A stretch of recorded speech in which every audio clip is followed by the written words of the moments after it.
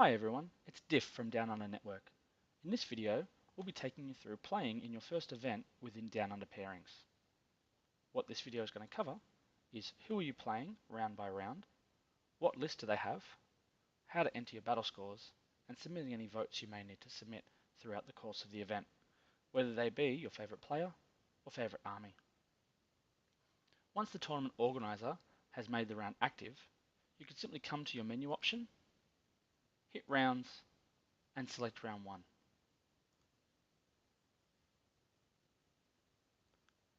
Once within here, you'll see a list of all the players listed on the left hand side alphabetically. So if your name does show up twice, it's because you are listed once in the player column and once in the opponent column. In both instances, your name will display as a link which you can click on. In this case, I'm logged in as Fred Smith. Let's go ahead and click on him. When you open up a scorecard, the idea is that only one player has to enter the scores, while the other player just has to confirm the scores. So, in this example, I'm going to enter the scores on behalf of our game. So I simply hit the Enter Scores button. If you hit Close, and both players have hit that button, then later on down the track, when you go to enter the scores, you can scroll to the bottom and hit the Enter Scores button, which will open up the score sheet to be entered. On here, I've got the ability of clicking on the player's army, and this will tell me their army list. I have the ability on clicking on the player, and it will show me their tournament history. In this example, Gaz hasn't played any tournaments within Down Under Pairings as yet. It'll tell me the deployment type, what special rules may be in play, and as I scroll down a little bit, I can see all the input boxes that I need to enter. Now, depending on the event, there'll be different options. Wherever you see a little info icon throughout Down Under Pairings, you can click on that and it will give you more information. So I can see that this is an Eternal War mission with Maelstrom of War as well as kill points. If I click the info icon on the Frontline Warfare, it explains how this mission is played. So I'm going to go in and head in and say that Fred scored 2 points from Eternal War and Gaz scored 4. I then get to enter how many Maelstrom of War points. In this example, it's Contact Lost, which I can click on and see the special rules for that mission. I'm going to go in and say that Fred scored 4 Maelstrom, while Gaz scored 6.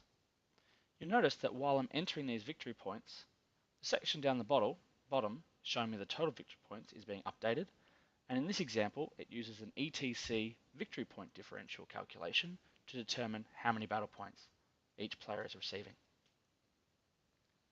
This tournament also keeps track of a kill point differential and caps it as well. So let's say I've scored 2 kill points and Gaz has scored 10. You'll notice that Fred currently has 0 in the kill point differential and Gaz has 6. Yes, there is a difference of 8, but this event caps it at 6 points. Fred scored First Blood, both players received Slay the Warlord, and neither players received Linebreaker. At this stage, I can see it's 8 victory points to 17 in Gaz's favour, and Gaz has won the game 15-5. It'll also force me to enter how many turns have been completed. Now, in most cases, this should be the same number, but in some cases where the tournament uses chess clock systems, and some players only receive a certain number of turns, whereas others get more because they've used less of the clock, then you can enter a different number. I'm going to go in and say this game got 5 turns.